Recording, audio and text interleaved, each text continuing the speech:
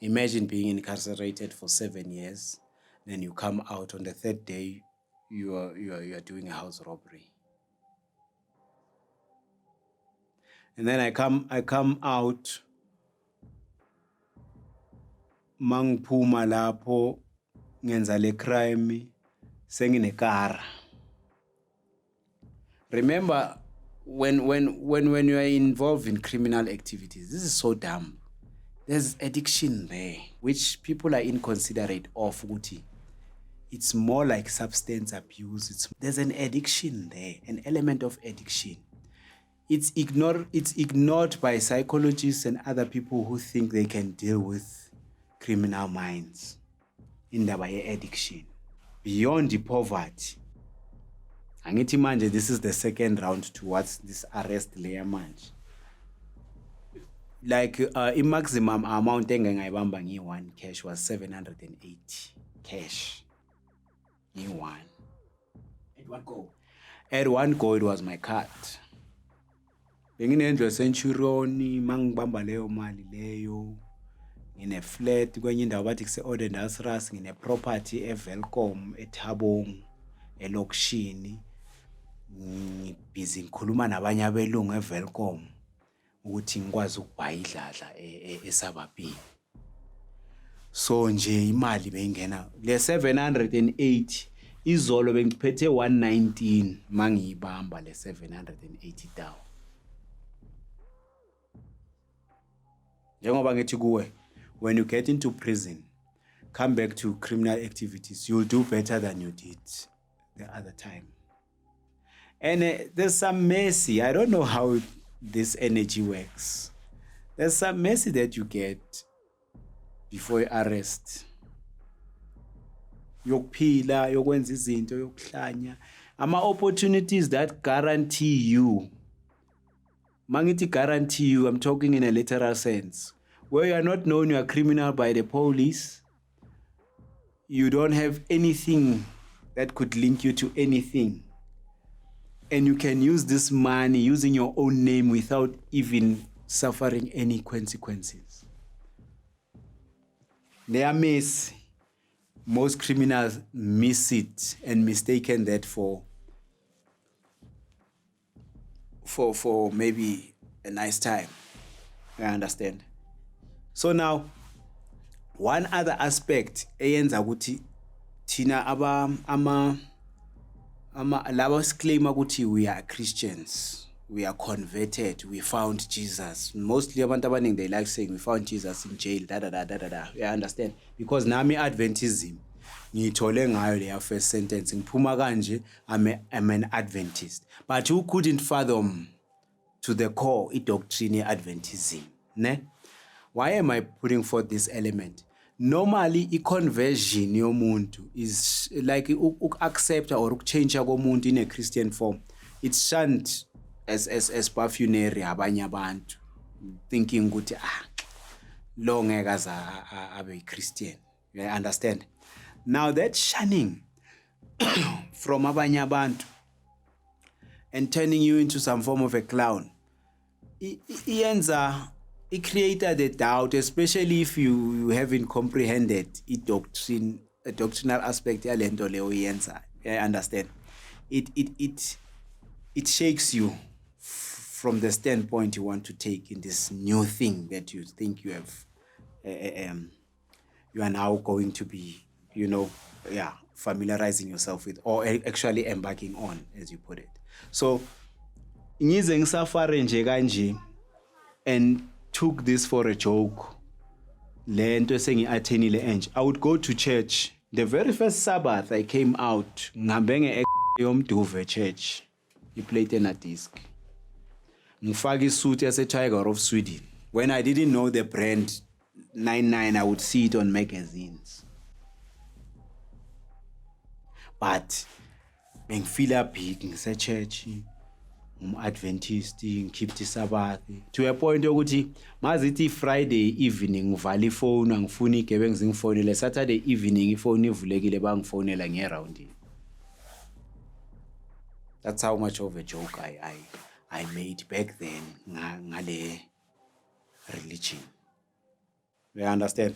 So siyasuka kule level nalabantu engispina nabo. This guy yena lo engispine naye uyoboshwa kwamanye ama-activities and kulama activities ayoboshwa kuwo uva nabanye abantu ngavayi nami and manje bese senza crime religiously every day akunalanga lamahala with an exception of the Sabbath of course because I wouldn't want to go. They would go babuye futhi bangibhekele makukhoneka abamba njana i-10 athina sibashayile izolo nali wash hayi izolo sibashayile mfana kunenye ikara sososo awufuni ukuyithatha mhlambe uyikokode uyazi thina ikara mfana anything you could get ungafona manje uyabona manje sihleli la in a 1 year I haven't interacted with this gebengu but ngingafona manje ngikhuphule 3 abantu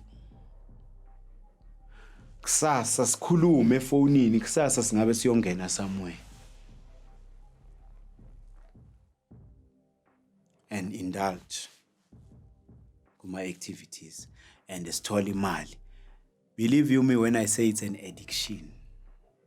Angeke ngistop from that. Because le anti adrenaline yayo nje it fills you with this kind of gusto that you wouldn't get from any other feeling of cheerfulness. I understand inale yanto ukuthi asengiyabangena manje ngiyinja izolo singene ngani izolo singene izolo sishayile izolo bengisesangweva bosentini sebaya namagama amasha manje ngile sangweva bengidayi Rosebank mfana sifike savala i-Levisine so sifike savala i-Botticelli. You understand that those type of stupid things. Louis Vuitton, you want them to give you attention like you are a property or a mining magnate. When in essence you only have 300,000, but you are coming to spend 120 Louis Vuitton, and your friend is spending 120, and the other one is spending 110, and the other one is spending 110. You want them to close the door, bakwenzele offer coffee. Ngoba bazokubuza ukuthi nifunani so nifuna isikhathi esingakanani. You know amaboutique afuna imali. Ngaba bala lama 400 and something to 480,000. Now unganokho bazokubuza ukuthi ufuna uthanga ufuna lesilamba masithi 6,000 bathi uzobuya. Kuvali igebengu. And one aspect igebengu zidomo. And eziningi futhi ezi-intelligent. But zingayi-exercise intelligence. Kwi-communication yaso isigebengu singasazi isilungu can make someone ocabanga ukuthi sophisticated uphila life yesilungu understand isigebengu and simthathe simdrope simsusele simbeke kule level yaso. Imagine umuntu ongakazi ageleza ongakazi akhulume nesingami la akutshela ukuthi uzofuna ini nani understand clearly and understand avale ungazange ufonela amaphoyisa ukuthi nawo abantu bangene ngemali asazi ukuthi bazokwenzani la. I understand that crazy aspect and abelungu labo fesene nabo yazi lama boutique engikhuluma ngawo uzoyithola imanager yomlungu nalabantu bethu ke abakithi abasipanayo ke uhlale nabo lapha yana bakufaka isicathulo uthi athi is it tight uloku sibheka uthi athi you can walk around walk mouse keep a rough usikhabelele put it in a box angithi ukhazwa ilezi zinto nyana lezi like ke the one aspect eyenza us to think like that or to do such things it's because of how we were wired. Most of people who grew up in the township or in the black communities mele ube nemali ufunde uzokwazi ukuba nemali uthola umsebenzi uzoba umlungu. Haven't you heard that phrase before?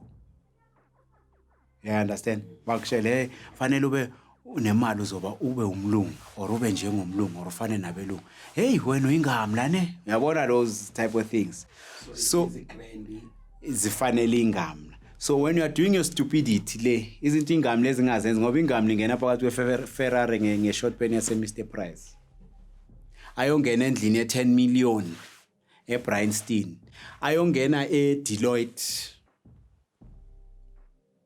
company enkulu kakhulu as a CEO afaka ihembe laseMakhams elimhlophe nengaza yase H&M All these things maziphelele kuya including nebhat ziphelela ku-490.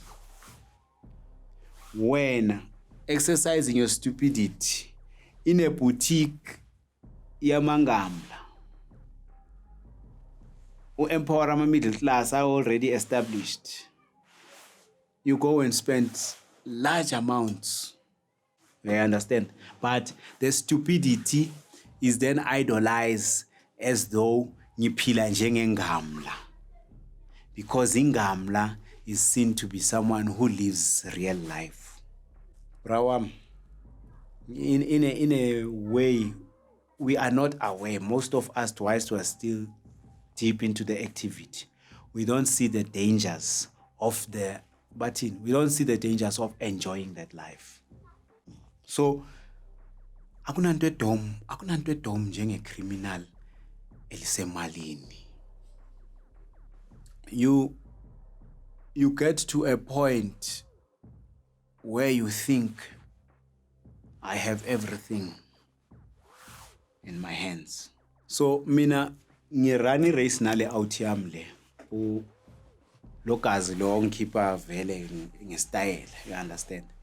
Siyabangena blind until azaboshwe nabanye abantu. Makaboshwa nalabantu sengibhaye idladla eEbhoni oledlama alifuna ukuhlala kulo uMagriza wami uthi akafuna ukuhlala kuyo wena, you understand? Yena mele mangifuna ukumenzela umuzi ngiyowakhe Harrismith ilabe kafuna ukuhlala khona. Okay, sharp, akunankinga. Khabo babakhe. Yeah, ngakhabo babakhe le, you understand? Ngithi ayine sharp, akuna stress. Sizoyilungisa leyo, ngifuna ukuthi siqale sidile ngalento yala. But as you know now, inkulumo ne-action i-roller fast and ilethwa ama-thoughts amaningi, yabo? So now le pari yaboshwa iboshwa nabanye abantu. Makaboshwa nalabantu laba, ngoba mina bengekho la for couple of days and kunala ngihambe nabanye abantu khona safika sasishayela izinto zethu sahola sabamnandi. And mina ngathi kubo hayi hey bafethu ngizonibona ngisaye emadladleni kubo. Yazi lo umuntu makadliwa ispan, he brings the police at my mom's place. They come looking for me. And he was arrested nabanye abantu. Why the hell would he want to come with amaphoyisa at my place when he was doing his activities with other friends? People I've never been to activities with. Ivory Park la ngihlala khona baqala nge-kitchen wear. Bengina boma 90 days. What I'm speaking about is a 90 days, 3 months ngaphandle. Senginendlu eEbhoni, ine-golf 4, ine-plate ena-disc engathathwa. Hlala ikhona la. And le plate, number plate engiyenze ngayo yasejardini labantu ePitori. Umuntu omnyama ozihambela mina ngifake i-number plate yakhe nami ngicruiser ngayo ngapha. So which means nginama-car ezithu ezi-rich. I-number 4. Number 4 lelo ngilithengile nge-89,000 cash kwamanye khona la etratini zase-Louisburg. Abafuni pass, abafuni special, bafuna imali second li-fresh li-right ziyaduma. Ngena phakathi kwalo abasho. So manje bangabe bafika labo khata laba bafika bathini? Bafika bakokota bafuni oledlam. Oledlam liyawatshela hayi ngikhona kwenzakalani, hayi sifuna umuntu osososo. Umuntu oso akahlali la, uhlala eGalfontein. eGalfontein vele ngine-room, mari room indawo yokubeka idulasi. Angithi angifuni izinto la endlini ejardini. iGalfontein room, it's a place where I hide all these other things that I get, whether it's a gadget or electronics or whatever the case might be. So that when I don't have money on another day for petrol, I just take this, go to Kempton Park, Joburg, and sell to the Nigerians. Because mina bengithengisela ama-Nigerian. Amangamla kuphela bengithengisela ama-watch. Lawa babona ba-own ama-timepiece stores le emasentini.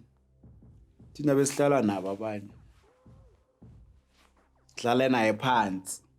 Ngibuye ko-Rob. Omunye azakhiphela ungamla. Manje bese sikhishelwa yiyo azakhiphela ungamla ukuthi akunomuntu osososo.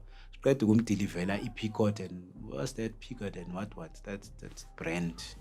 It's a name and a surname timepiece. Akutshele ukuthi uqeda ukukhiphela bani ini uhlala endaweni esona ama-address angithi mawuqeda ukuthenga ukhipha yonke into ungamlo yasinika zonke uthi uyithenge namhlanje asimnikanga replica uyeza kusasa uzolanda ireplica mbani oshaya unqo whether ipateki siyalishaya si4 siyazi ipateki imali ethi 1 million basinika 1 million imali ethi 800 basinika 800 akuna therefore and in short so sizinikwa ulo umnikazi omnikile mhlawumbe omunye ifriend yakhe sebakwatelene uyamkhipha yabona ukuthi it escalates kanjani whilst you are involved in these activities as you broaden these horizons uyakhula naphela mawuhamba ngemoto iBM or uhamba nge-latest ye-VW when you roam around whether kusesabapini or kukuphi mawuyodla you meet people and kunomunye umuntu ohlangana naye sekale amadili wakhe ayikwideal neyi1 ayenza la eKasi like amagrotbani waseKasi lawa bawabhaye iDulas mzukwana bewadila nezingame ezinswembu bazisela iDulas mara la eKasi ba-appeara ngathi yibo kanti baya front you understand appeara ngathi yibo amabhaya when they in actual fact they're not even on the level of buyers they're just working for somebody. But it escalated them to higher levels, zelentoza, zeleve, where they could, fend for their families in a way that you wouldn't. Abantwana bangena private school or sometimes multiracial, and they've got cars, they've got businesses they are doing. But when you escalate kulama levels with crime, you tend to go now straight to the big bosses. Zabelungu, when people think the white peoples are not involved in these criminal activities, that's just a stupid lie. A stupid lie. Actually, story. There was a white guy who bought latent disc from this Zambian guy, like bought stolen cars from this Zambian guy, who we sold to this Zambian guy, to a point of this Zambian guy was arrested with a car. The main owner of a car dealership had to come to us. I understand. So this guy, Magaleta Bokhata, mina ngalelo langa lela ngikhendlini. Ngalela ngibuya ngale old lami la ngitshela the next day. Ngoba ngithi angisahlali neold. Uthi mfethu ulelephi mina ngilele eBhoni phela le ndlu ngiqeda kuyithenga mele ngijwayele. Athi ay mele wenza uphume lapho ngoba labantu bebala behamba nalo yamngani wakho lo ya. Yeah. How possible is that? No, they were here. They were with that guy. I can't believe that guy is my friend. Remember the story I told you? We meet in jail. He comes and he visits me in jail. It's a person that I can give my loyalty to. And I don't have to purchase their loyalty. You understand? Uguti, it's someone whom you can't really say, this guy did this. It is unfathomable. I don't even know Uguti. How did it come about ukuthi azayenze lento le? Then manje sengiyagijima. Ngelinye ilanga mabefika, before bafika angazi yini ethethatha step ladder ugibele phezulu kwendlu ne sleeping bag sasemacampini. Obviously ngisithole emakhishini, I can never buy a sleeping bag sasemacampini. Ngathatha ngagibela phezulu kwendlu. Ngalelo langa ngifuna ukolala edladleni. Uyalala phezulu kwendlu. Oh, ngiyaqala ukuthi second time around zokutshela nakhona kuyayenzeka na second time around. But ngibenkala ukulala phezulu kwendlu. Ngiyazitshela nje ukuthi having heard of stories ukuthi bakhona abaye balala phezulu kwezindlu. I did that sleeping bag. Hayi mawuledi wathi hayi manje ngithi hayi susa leso step isamba sifake emgugwini. Akwazi sebabona bomakhelane ke lokulayitha le toshi man. Hayi sengidlile okay. Leandlu leyana le nobubi bayo. Kunephathnyana nje emazenke ngathi asondele la. Ibonda la khona lingaphezulu. Uyabona mosindlu enye room iphezulu nyana and then iroof. Ngene la. Nakhona hayi ukuthi ngiyaphelela just leyo portion nyana, yabo. Sleeping bag. zipile inhloko ngifaka ikepisi ngivale nje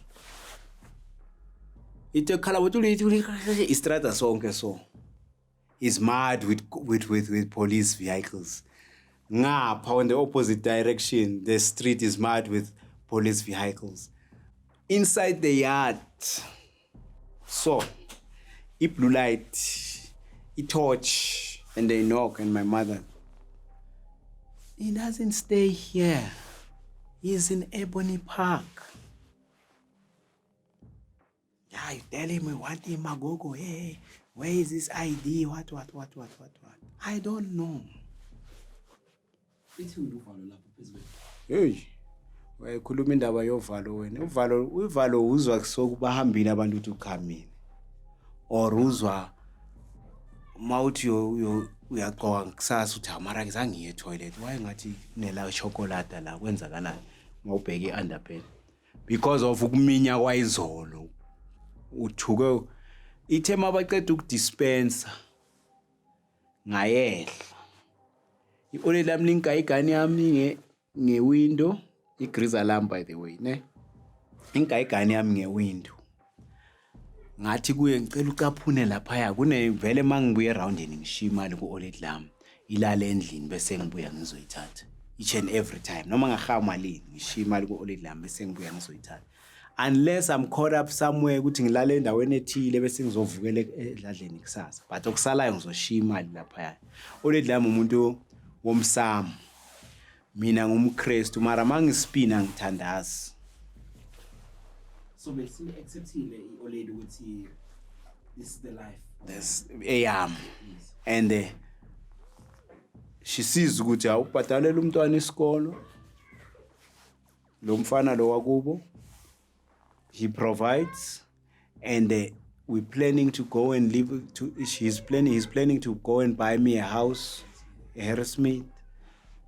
We're building rooms, we're getting tenants, and he's still gonna continue because there's foundation this side. He's gonna change this place. He's got a house in Ebony. He actually wanted to take me to Ebony, but I didn't want to go. Already mangifika le senior le awuthiyamba ngithathele le kara i-Golf 4. Mase ngibalandelela labo khata bangifuni i-40,000. Ngathenga imoto nge-89,000 ngoyikhipha nge-40,000. Ukuthi ibuye endlini. Indlu imoto straight. Angithi bathi lo muntu phela maka divulge. Uthi lo muntu iparuli una 90 days ngaphandle or uqeda ubuye or whatever he mentioned because baqale ngekitchen wear. That's where I was at. Baqale ngekitchen wear. Athi ubani onga afford iBreville. iBreville ngayithanda kudala. Ngisaqala ukuyibona. Ngiyothenga iBreville. And yonke wena toast wena inwe. Wathi ubani onga afford iBreville kunama spare wabo Philips sihleli zonke amagedlela ayi2 ama toast ayi2 kanjalo ngitshela uOnid ambeka kanjalo asikakayenzi ne-wall unit amakhabethe wabogogo. Of which today usangawathola nokwathola because bengiplan ukudemolisha ngishaya into yamampela. I understand. But ini wathi hayi gogo wayikhona mama bayaqoqa. Ba reverse car ngoba bamfuna ikhiyo wabanika. Ngimtshelile we ungavumba kuhlukumeze anything abantu bayifuna ubanike. Baqoqa bathola 49,000 bathola ama timepiece ayi30 because each and every day I've got a weakness for a timepiece. Namanje saze I can't afford timepiece but namanje God forbid but namanje mangayithola imali I can buy 2 or 3 yama timepiece. That's how much I just love good watches. You understand?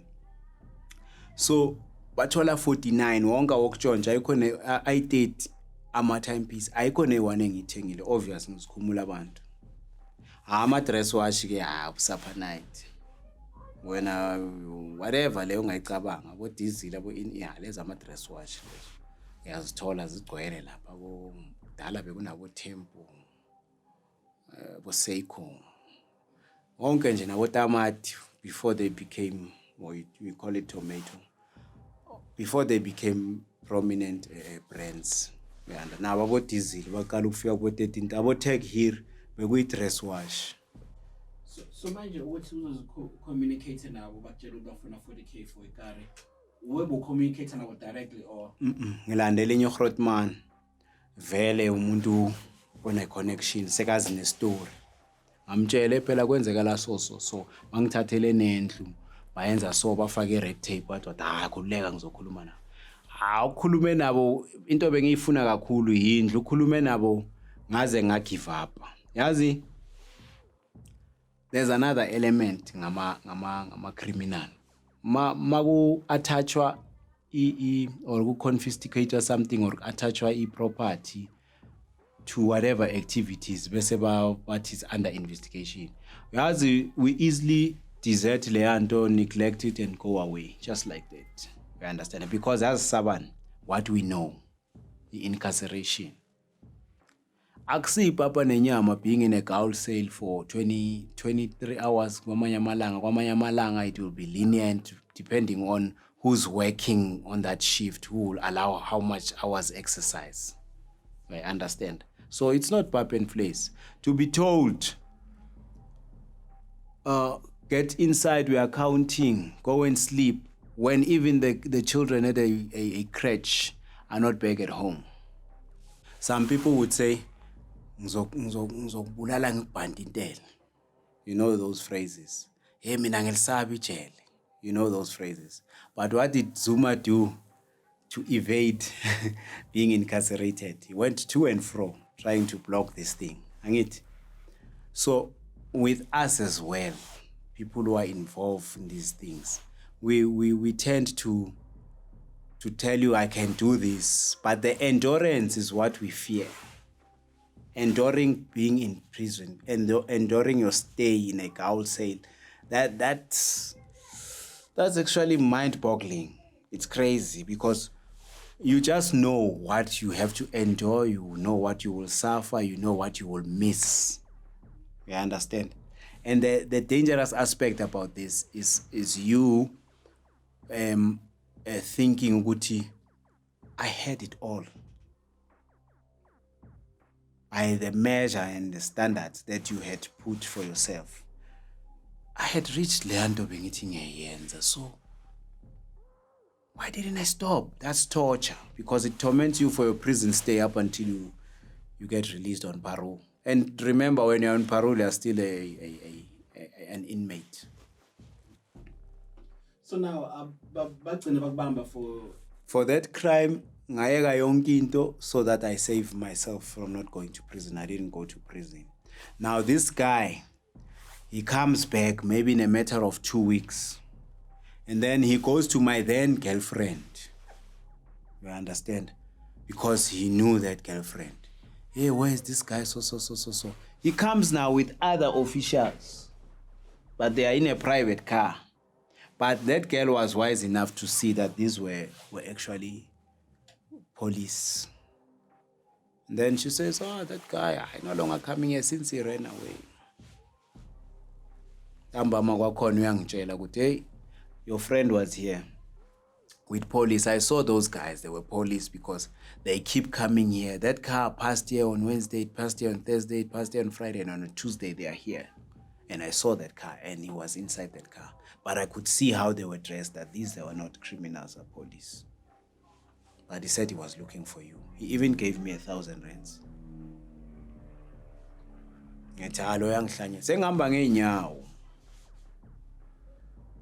I no longer have a car.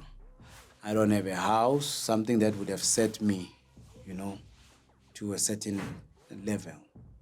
I can't stay at my grandmother's home. Now I'm a rolling stone. When I have money, I sleep anywhere where I want to sleep. I go to a hotel, I go to a road lodge, I go anywhere where I want to live. So obviously, I'm a fugitive. At the time, I don't have a choice. I become a fugitive. And then after this other guy negotiated with these guys, they just let me go. They took those things, they took the watches, they took everything.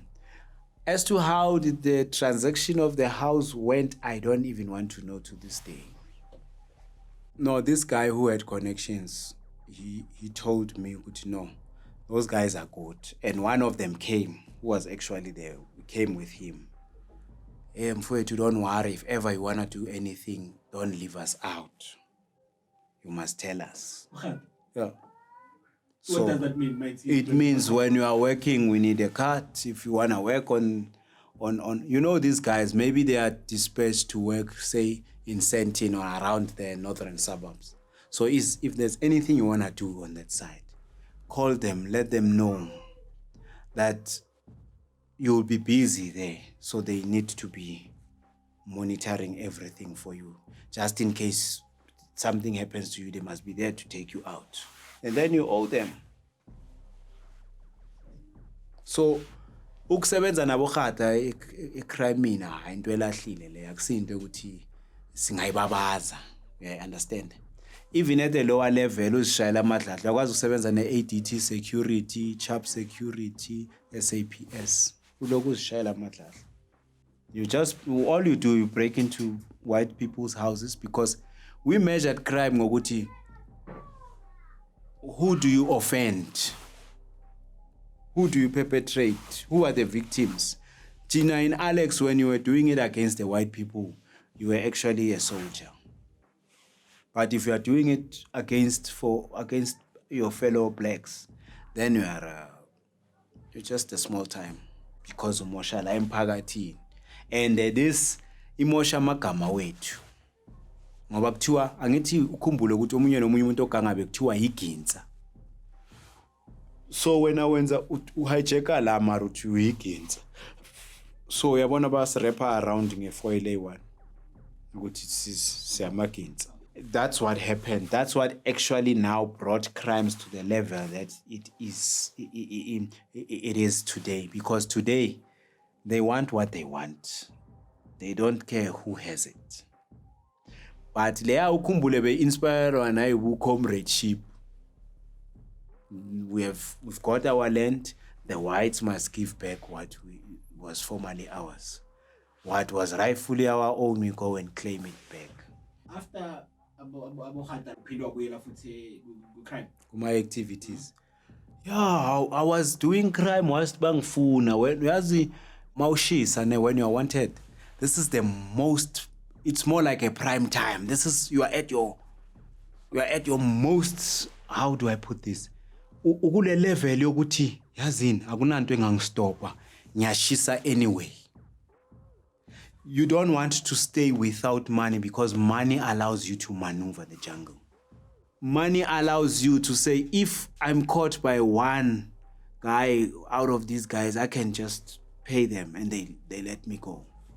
Hence, when we negotiated with this guy, he only asked for 10,000 at that moment and then told me, now the door is open for me to can do things with them, but I must speak to them first.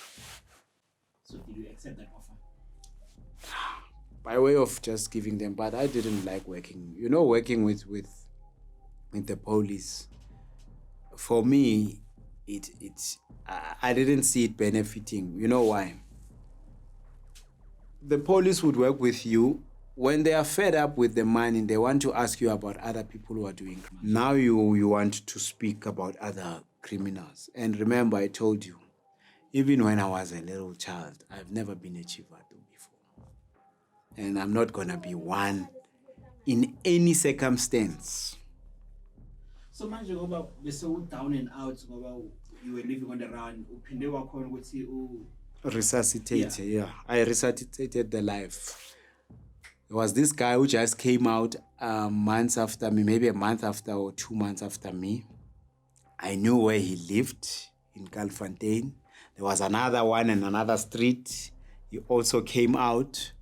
I was with him in P1. I know him from P1. He's originally from Tembisa. And this one also is original from Tembisa. They both stayed in Galfontein. And then there was this one who lived in Alex before. And we also met again in P1. Now he was in Ebony. You understand? Now we connect dots. I connect the dots. Okay, let me go to that one and find out what they are doing. With these guys, he tells me about these guys is doing things with.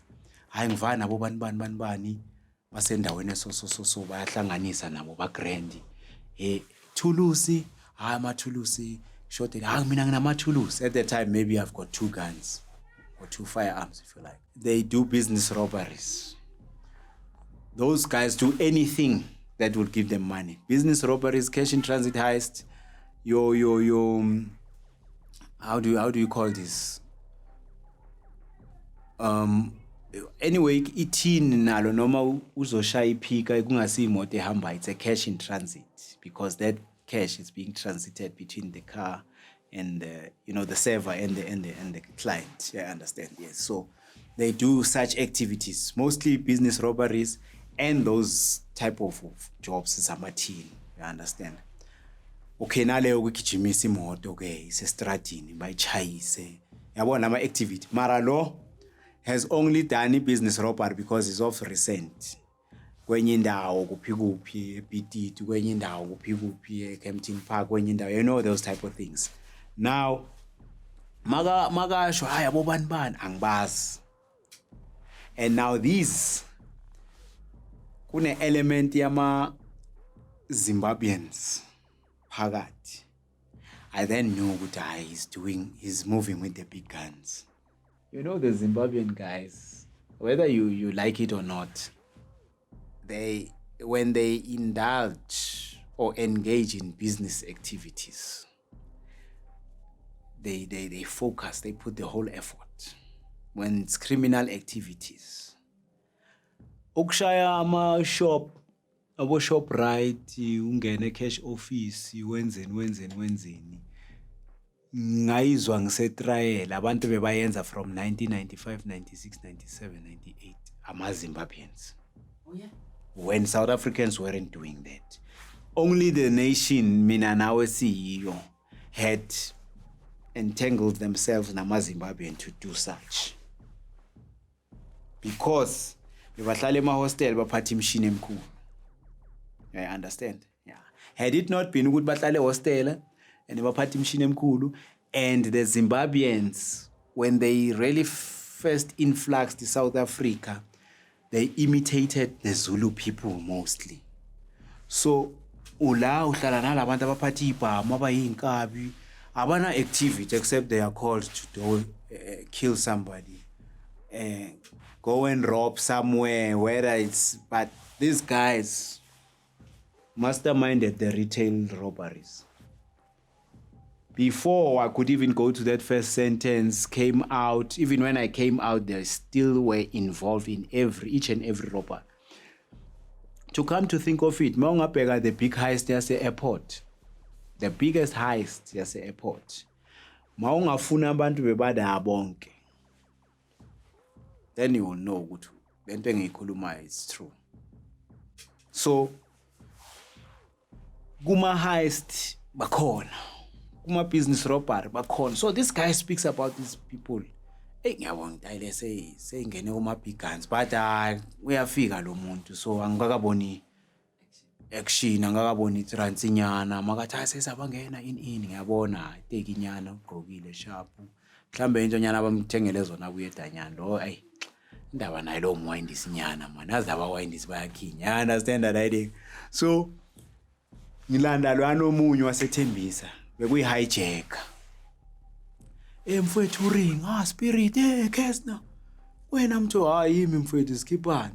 Hayi ngiyahlanganisa inamakhachiba nayi2 bekusarenka ama 4+1 like your private car was the taxi in Calfontaine. The guy who has already got 2 and he's only 2 months outside.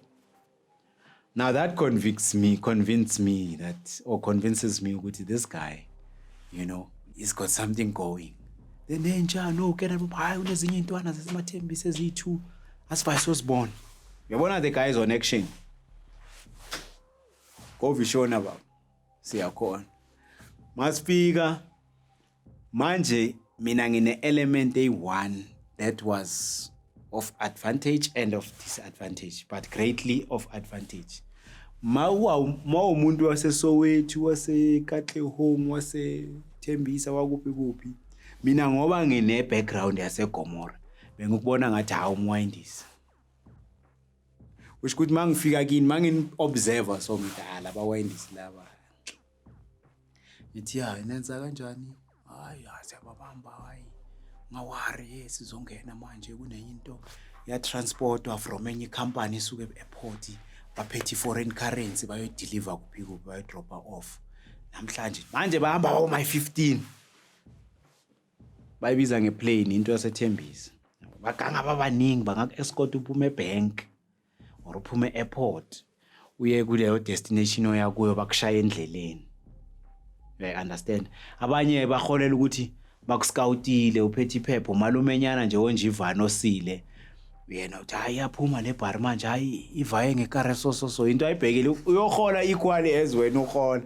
Hayi manje mina le doesn't resonate with me. Mina ngikutshela sihamba siyi3 awukusala emotweni sizorobha la ungena ejayivini ushiya imoto idle eminyango uhola ngeplug yakho thatha ithini singene ekareni ushaya imoto mawuqeda tsotsi ngoba soloko sikubelesele shaya imoto jikala hayi majikala yazi mosi confusion yayigebengu chu ungene endaweni ethile uyabona. So le outing introduce kulabantu sishaya lento manje baningi bayangidina baspina by100 angifuni izinto ezinjalo yabona mawuhambe lokishini and ngalesikhathi ngine timing yasejele ukuthi angifuni imngani angifuni ukwaziwa plus umngani lobe ngizitshela ukuthi uloyana ngimungibhayizisile so ngine proof mina nje ngi-attach kini ngokuthi siyaspina masiyospenda ngispendile wena ispenda ngakhona it allows me i-freedom yami ukuthi ngenze izinto zami engifuna ukuzenza. You understand? Sengiphila leyo mpilo leyo. So laba manje uzothi mangithi ngiyajika la khona ngihlangana nomuntu but masiyoshaya lapho at least ngamanage ukuthenga i-Volvo ngoba ngathola 70,000 ngathenga i-Volvo S40 bekuyi-69,000 la Volvo ngalinegotiate banginika lona nge-58 and ngithenga edrobheni kwenye dealership. Lo muntu engihamba naye little did I know ukuthi sisazogijima isikhathi eside waseZimbabwe. You understand? So i-out yami ngiqala ukuyibona ngalelo langa ithi hayi labantu laba bayabhayiza laba ngigcine ngalelo langa mangiyothenga iVolvo. Ngibuya neVolvo line problem i-auto line problem ye-gearbox. Mele ngiye ePitori ngiyofuna ngalama sentinyane enginawo ngiyofuna i-gearbox ngithole nge-6,000. Mele ngithole ilabor ngiyise emafemini eThembisa bangifakele bayilungise hayi be fresh nalabantu abangilungisela lezi zinto ba right ngithi ngithole le connection yana yalo muntu lo walama wale ikaranyana zakhe lezi ahereza ngazo la elokushini uyabona amba 4+1 wakhe la angihlanganisela sharp yonke into vele une connection when it comes to indaba zekara. You can get a car ngalo yamuntu ungazange uyithenge ukhiphe nje imali yena azibuye nekar wena uyasho ukuthi kufuna le uzothenga umduva ayise kumuntu okokotayo nini akutshele hayi wozolanda ikara yakho in a matter of weeks not exceeding a month. So nemoto ungacanga ukuthi mabakustop bayivula iboot khona into oyibonnet bukhona into abazoyithola imoto iphele le yakho unayo leyo nto leyo. You understand? But okusalayo naye umwayindisinyana man ayazi laba wayindisi bane slow down nyana fede kuya ngami ngiyabheka sani manje umuntu ongathi sekangenzela isense ile out bengiyobhaya nayo iVolvo. You understand? Yasezini ngisahleli ngilibele ngiyancenga nalaba siloko sithatha le yabo sithatha le nanto zakhona mfethu zikhipha uma 17 azikhiphi inyuku ebhaya. You understand? Now I'm thinking, so these guys, these are the activities that they do. But they do it, they are so like in a crowd and then I'm not like comfortable with working with crowds. Yeah, especially kulama activities so ngoba impimpi zibhaya ku setup enjalo. Then I'm like nah. Laba ngiyabagabha ngiphuma ku. Mangiyobhaya igawulo, igrocery ngibhaya ngelelo langa ngiyibhaya Spa. Nakhona ngivaye ngekara. Ngivaya nge 4+1 ngitshele lo muntu ngithatha khona ngathi ayongimela eSpa ngabhaya izinto ngaphuma wangimela kuphi ngibhaya mangiphuma ngejarid lase i-complex mos lapho eBhoni kunespa kunabo bank kunabo cash bill kunanani kunezinto bengizithenga nje eziningi mangiphuma la ngegate lase spa ku entrance nayi out yami engiyazi kudala lengiyazela from eGomora yabona engiyazela futhi from isihlangane futhi eP1 ithi entsha futhi lo ngiyamjabulela aboma olady uthi bava ichurch eyi1 basipana emakhishini uyayibona nje leyanto leyana entsha yamathe ngilambe blind ngiphume no yophumeni nani unodi last ethi ukuphuma manje athi mfana kuna style akuna nix unepara ngithi ngiphethe 2 uhlala hayi relaxa yabo angitshela umuntu ukuthi ngihlala phi ekhaya eroomini sengine room engilirentayo angitshela umuntu ngihlala kuphi I relax so ngikubamba ka relaxa 2 days later uyongibambayo mfethu ngise eBhoni la sahlangana khona come and meet me there hayi ngishaya imoto ngiyale entsha wena ayohlala uniti sikhiphane ziyakuvumela izinto ngithi kuphi ukugcwele abawayindisi la ngaphandle la so uthi kuhambani athi hayi ne kunomunye umuntu ngimazela from le wasezimi asihlangane laternyana laternyana ibhampa into yakhona sigcine sesihlangana nomunye umuntu ohlala la ngakubo yena kunala asayinela khona kwa-anti wakhe la opposite naka-anti wakhe 2 houses away kune-out la yaspina out yakhona is late now uma ngabiza igama lakhe umngane wami omkhulu siyabonga yabo usiya bekayenza yonke into wena heist wena hijack wena house arrest anything that says siya go to work he works understand so usiya wasizinto eziningi namakhona nabana amarobber amaningi ama-robbers amaningi wala kule area lethina singekho familiar naye Ivory phela ngikho familiar ne-Ivory understand nabo Thembisa nabo eBhoni usiya knows yonke into nokuthi ku-operate kanjani system. The guy has an old Sentra vehicle. Lo muntu uhamba ngale moto engathi uhamba ngemoto yakhe. It's a plate and a disc. Iyapakwa ivulwe bhekwa akahambi. Ineat ngoba yomlungu. But it's an old vehicle. And akunayo enye imoto esingayuza for ukuthi siye around except leya. So bafethu nithi ukuhamba ntaba bafethu indlala kumele uhlangane intonyana. Hayi ngaloko ngitshela ngalabantu kumele sibajoyine in asizenzeleni into yethu. Yimi loyo. Nawa amagani ngaphetha i2. Ngalo munye. Usiya yena udriver. You know what we do? We go around emasabapini. Masithola labantu laba balungisa ama telecom what baphatha ama laptop. I understand. Sinyakazisa nje i-stairs lesi makathi sithi athi bafethu abelungu style lethi phone ayiletha siyayivula asithathele umuntu omnyama but le ye company siya understand le issue siyayivula ifone sim card phansi kunalo la emgodini baphethe ama laptop boy2 phela makunjalo unalo busy ngayo phezulu unalo busy ngaphansi kuthiwa mzala athi yathi khuphuka kancane naleyo laptop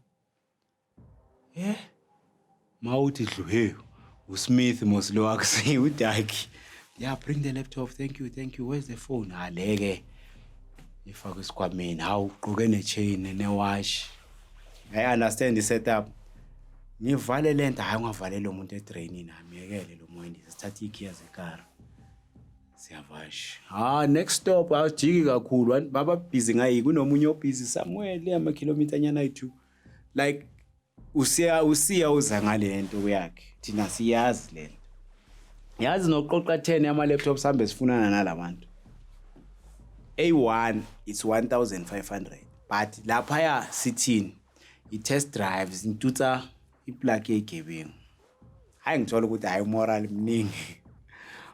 mningi kufuneke iplan ukuthi manje kusasa senza kanjani kuthiwa hayi asihayeni yona le mali sihaye 11000 ngalelo langa asihayeni leyo mali nyana leyo sincenga sibone ukuthi senza hayi sharp bafethu ngizonibona mara lento le slow man i-rent yami lapha la ngihlala khona kule room ngiyibhathale maybe 4 months yazi just uku-avoid into eziningi yabo. Hayi naku kunalabantu hayi 1 2 3 nabo sebaqhelile nesesiloko manje senza ama-hijacking nama-house arrest yabo, not kude nala sihlala khona.